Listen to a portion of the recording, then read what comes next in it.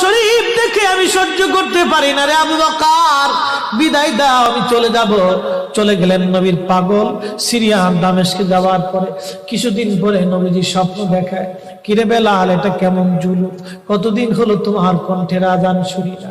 বেলাল রে, তোর কি মন চায় না আমি নবীর জিয়ারতে আসতে?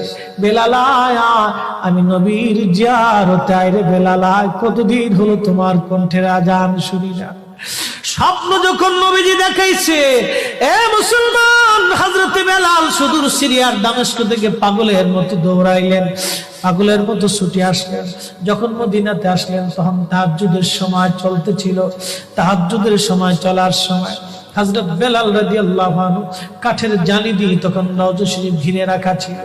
ওই জালির পাশে বসে বসে জালির সঙ্গে মাথা ঠেকাইয়া নবীর পাগল বসে বসে গুনগুন গুনগুন করে কাঁদে আর বলে, হুজুর আপনি আসতে বলেছিলেন, গোলাম এসে হাজির হয়েছে।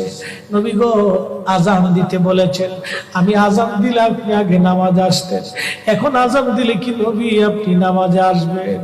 হুজুর এখন আজান দিলে কি আপনি নবী নামাজে আসবেন?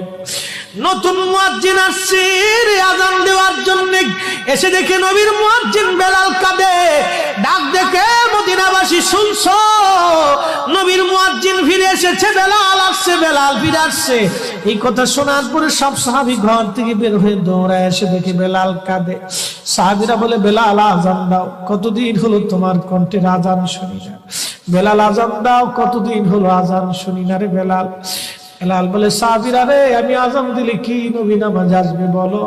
সালমান ফারসি রাদিয়াল্লাহু আনহু ডাক দেখে, সাহাবীরা আমাদের কথায় বেলাল আজান দিবে না, তোমরা যাও দেখো হাসান আর হুসাইন দুইজন ঘরের মধ্যে আছে। ইমাম হাসান হুসাইন রাদিয়াল্লাহু আনহুমা যদি বলে তাহলে বেলাল অবশ্যই আজান দিবে। সালমান ফারসির পরামর্শে সাহাবীরা দৌড়ায় গেলেন।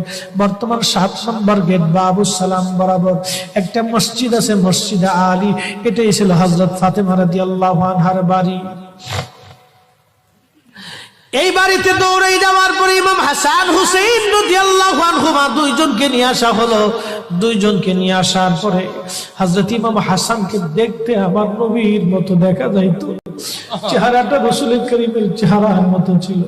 নাতি দৌহিত্র নানার চেহারা পেয়েছিলেন, ইমাম হুসাইন ও নানার সুরত পেয়েছিলেন। দুই ভাই নানার সুরত পেয়েছিলেন। হযরত বেলাল রওজা শরীফ থেকে উঠে আল্লাহর হাবিবের রওজা শরীফ দেখে আমি সহ্য করতে